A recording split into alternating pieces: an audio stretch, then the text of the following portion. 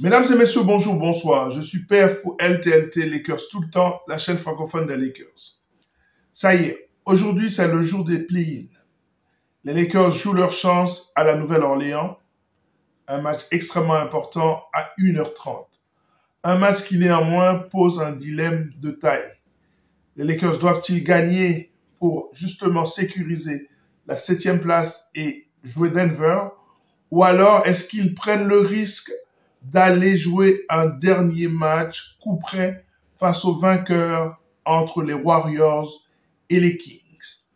Nous allons analyser tout ça. Mais nous allons aussi parler des autres matchs de play-in. Vous allez voir qu'il y a des matchs extrêmement intéressants cette nuit. Lakers tout le temps, c'est tout de suite. Step 1, wake up early, gonna rise with the sun. Step 2, get some good, some food in you. Step 3, think real hard about what you wanna be. Step 4, everybody just do your thing. Wake up, today's gonna be a good day. Wake up, today's gonna be a good day.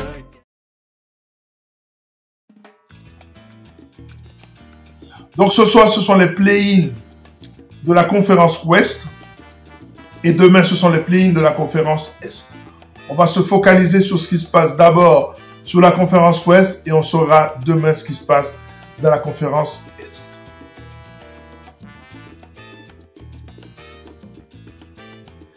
Alors, dans cette émission, nous allons commencer d'abord par répondre au dilemme des Lakers.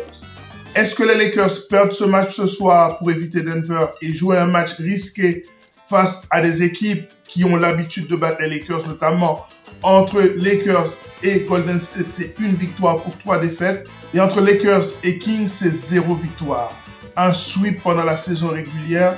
Et on sait que ce match-up Sabonis-Anthony Davis tourne souvent à l'avantage de Sabonis.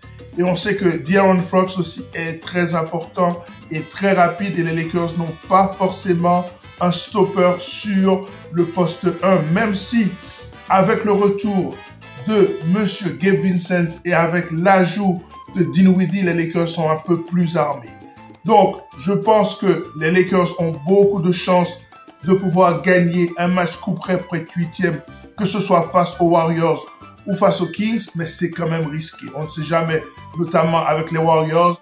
Les Splash Brothers peuvent prendre feu et supprimer toute chance des Lakers de passer en playoff cette saison. Donc, si j'étais Darvin Ham et LeBron James, je dirais aux gars, il faut absolument jouer ce match à la Nouvelle-Orléans pour le gagner. Parce qu'on ne sait jamais. On ne peut pas remettre à demain ce qu'on peut faire aujourd'hui et jouer un dernier match. Même si c'est à domicile, c'est difficile quand même face à des équipes qui ont l'habitude de battre les Lakers. Donc, les Lakers doivent absolument gagner ce soir. Et ça, vous allez voir que dans cette émission, je vais parler des clés pour gagner ce match. Ce sont les mêmes clés. On a analysé le match qu'ils ont joué ensemble il y a 2 jours. Et puis le match du In-Season Tournament où, dans ces 2 cas, les Lakers ont absolument supprimé toute velléité de cette équipe des Pels. Donc, j'ai vu sur le chat, plusieurs personnes m'ont dit qu'ils pensaient que c'était mieux de jouer Denver dès maintenant. Je suis assez d'accord avec eux. Puisque l'année passée, on a vu ce qui s'est passé. Les Lakers se sont épuisés, notamment avec ces matchs en altitude. On sait que jouer à Denver, c'est toujours très compliqué. Eh bien, au premier tour des playoffs, les Lakers ont beaucoup plus de chance. Alors, est-ce que les Lakers ont une chance d'éliminer Denver au premier tour des playoffs? Je le vois très difficilement, mais sait-on jamais? Moi, je ne parierai jamais contre LeBron. Et puis, Anthony Davis, on peut le dire, a progressé par rapport à la saison passée. Alors, parlons rapidement du match entre les Kings et les Warriors. C'est un match extrêmement intéressant. C'était le premier tour de l'année passée. Ça va être un feu d'artifice entre 2 coachs qui, une fois encore, se connaissent très bien. Mike Brown était, il y a 2 ans, l'assistant de Steve Kerr. Et Steve Kerr et Mike Brown ont à peu près le même style de jeu. Alors, moi, je donne un tout petit avantage, mais c'est vraiment tout petit, aux Warriors. Pourquoi? Expérience, Steph Curry, Draymond Green. Il faut savoir que Draymond Green, face à l'équipe des Kings, quand il est sur le terrain, il n'y a pas photo. Même si on sait que les Kings ont gagné la série pendant la saison régulière, 3 victoires à 1, mais ça reste quand même un joueur qui est très important face à cette équipe des Kings de Sacramento. On sait qu'il est capable de défendre sur Sabonis. On sait que c'est un excellent rebondeur. On sait que c'est un point forward, c'est-à-dire il va créer des situations pour les shooters de cette équipe de Golden State. Et il y a un joueur que je regarde particulièrement, c'est Davis, le fils de l'autre. Ce jeune rookie qui est arrivé dans cette équipe des Warriors avec des ambitions. Et je pense que dans 2-3 ans, ce joueur va être un joueur intéressant. Et alors, du côté des Warriors, il y a aussi Kuminga, Jonathan Kuminga, qui est en train de passer un nouveau cap. Donc, je donne un avantage à cette équipe des Warriors parce qu'il y a beaucoup plus de dynamisme dans cette équipe et l'expérience est là. À côté de ça, vous savez que les Kings sont sans 2 joueurs. Ils ont perdu 2 joueurs importants. Huerter qui est out pour la saison et Malik Monk. Malik Monk, c'est le dynamo de cette équipe. C'est le couteau suisse. C'est le instant offense de cette équipe. Donc, quand il n'est pas là, De'Aaron Fox est un peu orphelin. Et comme l'équipe de Golden State a des défenseurs qu'ils vont envoyer systématiquement sur De'Aaron Fox, et qu'à l'intérieur, Draymond va régler le problème, et je vous ai parlé de l'apport de Davis, eh bien, je donne un avantage à cette équipe des Warriors. Mais c'est un tout petit avantage. À l'Est maintenant, rapidement, Bulls face aux Hawks d'Atlanta, même si Trae Young est de retour, même s'il y a Murray, même si j'aime bien l'équipe d'Atlanta, je trouve que c'est une équipe trop irrégulière. Et que pour moi, avec des Caruso, avec des DeRozan, je donne un tout petit avantage aussi à l'équipe de Chicago qui joue à domicile. Donc je pense que Chicago va gagner ce match. Cependant, Chicago va perdre son match face au perdant du match entre Miami et Philadelphie. Et c'est là que je voulais en venir. Miami-Philadelphie, c'est un gros match de play-in. On a un gros match de play-in entre la Nouvelle-Orléans et les Lakers et un autre gros match de play-in entre les Warriors et les Kings. Et bien à l'Est aussi, on a Miami-Sixers, on a Miami-Philadelphie. Et avec un Joel Embiid de retour en bonne santé, ça c'est un grand point d'interrogation, et bien je donne un petit avantage à Philadelphie. Je pense que Philadelphie, avec Maxey, avec Embiid, avec un grand coach, parce que moi je crois vraiment à l'apport du coach, même si Spoelstra est un excellent coach, mais je donne un petit avantage à Philadelphie. Je pense que Philadelphie est un très mauvais match-up pour l'équipe de Miami, même si je pense que Miami, on le verra plus tard, si Miami termine 8e, ce que je pense qu'il va arriver, ils vont jouer Boston et Boston va avoir beaucoup de difficultés à éliminer Miami. Donc, quels sont mes pronostics pour ce soir? Je pense que Chicago va gagner et je pense que Philadelphie va gagner.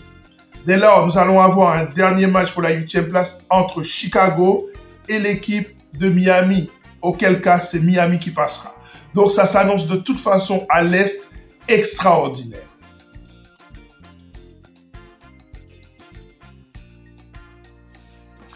Donc, maintenant, on revient à notre match-up. On revient à ce match entre les Pels et les Lakers. Pour moi, il y a 3 clés. Il y a plusieurs clés. Il y a beaucoup plus que 3 clés, mais je vais retenir 3 clés dans ce match. La première clé, c'est le match-up des superstars. Zion d'un côté, LBJ de l'autre côté. Sur les derniers matchs, LBJ a donné la leçon à Zion. Comment? Eh bien, d'abord en défense. Il défend dur sur lui. Il l'empêche de faire ce que Zion aime bien, c'est-à-dire prendre de l'élan. C'est un peu comme Giannis. En point forward, il attaque l'anneau. C'est un excellent passeur, Zion. Alors, LeBron en défense, il l'empêche d'entrer dans la raquette. Et comme Zion n'a pas encore ce mid-range, qu'il n'a pas encore développé ce tir extérieur, LeBron bloque la raquette. Il bloque tout accès. Il met un mur, en fait, devant Zion. Si vous vous rappelez comment les équipes de l'Est défendaient contre Giannis, c'est un peu la même chose que fait LeBron James. Puisqu'on sait bien, on a vu avec l'absence d'Ingram, quand Zion est un meneur, mais Zion un meneur un peu dans le style LeBron, eh bien, il peut être beaucoup plus dangereux. Il peut trouver des shooters parce que l'équipe des Pels a énormément de shooters. Je pense notamment à Troy Murphy, mais pas seulement. C'est l'une des meilleures équipes au tir extérieur de la NBA. Je pense à McCollum, par exemple. Et donc, quand Zion part de loin, il peut créer pour lui-même, peut créer pour les autres. Et quand LeBron met le mur, c'est beaucoup plus compliqué. On se souvient d'un match, je pense que c'était le match de In-Season Tournament, où LeBron se mettait sur sa trajectoire et à chaque fois il faisait passage en force. Donc ça c'est la première clé. Arriver à supprimer l'influence de Zion Williamson. Faire en sorte que les shooters de l'équipe des Pels soient moins influents et que l'arme des Pels se, justement, concentre sur Ingram en mid-range et McCollum. Ça, c'est la première clé. La deuxième clé, c'est le bully ball. Mais en réalité, c'est la troisième clé, puisque pour arriver à implémenter le bully ball des Lakers, il faut d'abord supprimer Valanciunas, qui est un monstre, un buffle de la raquette. Comment on va faire ça? Eh bien, il faut directement le mettre en pick and roll. Ça veut dire quoi? Ça veut dire que c'est LeBron qui doit avoir la balle en main en pick and roll avec AD. Mettre LeBron en attaque quand l'équipe des Pels switch, c'est-à-dire quand il change de joueur, eh bien que LeBron se retrouve face à Valanciunas.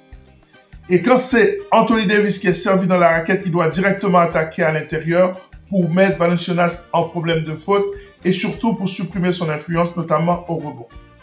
Et une fois que c'est réglé, cette histoire-là, on passe à la troisième clé qui est le bully ball. On attaque systématiquement à l'intérieur et des Larry Nance Jr. n'ont pas la force physique pour contenir des LeBron ou des Anthony Davis. Donc, qu'est-ce que je vois ce soir? Normalement, si les Lakers jouent leur tactique, leur système, ils devraient gagner le match. Mais attention, c'est très difficile en NBA de pouvoir battre une équipe comme la Nouvelle-Orléans, qui est une équipe qui est au niveau des Lakers, peut-être même sur la saison un peu meilleure. C'est très difficile, même si ce match-up est favorable, c'est très difficile de pouvoir battre une équipe 2 fois de suite sur son terrain. On a vu l'année passée, les Lakers ont gagné le premier match à Memphis, ils ont perdu le deuxième. Ils ont gagné le premier match à Golden State, ils ont perdu le deuxième. Donc c'est très compliqué d'aller gagner 2 fois de suite sur le terrain d'une équipe qui est quand même assez forte. Donc, je m'attends à voir une équipe des Pels beaucoup plus motivée, une équipe avec beaucoup plus d'énergie, avec un sens de l'urgence beaucoup plus développé. Dès lors, je pense que ce match, il est potentiellement dangereux pour les Lakers. Je pense que les Lakers pourraient même perdre ce match et aller jouer leur survie face à Golden State ou face aux Kings. Et vous savez que pour moi, j'ai favorisé dans ce match-up l'équipe de Golden State face aux Kings. Donc, les Lakers ce soir sont en danger. Ne soyez pas déprimés si on perd ce match. Je pense que c'est un contexte un peu défavorable. Voilà, c'en est terminé pour cette émission consacrée au play-in des matchs extrêmement importants, notamment ce match des Lakers et aussi celui des Warriors, sans oublier le match entre Philadelphie et Miami. À très bientôt pour une nouvelle émission consacrée à la NBA, play-in, play-off, Lakers. À très bientôt. Ciao.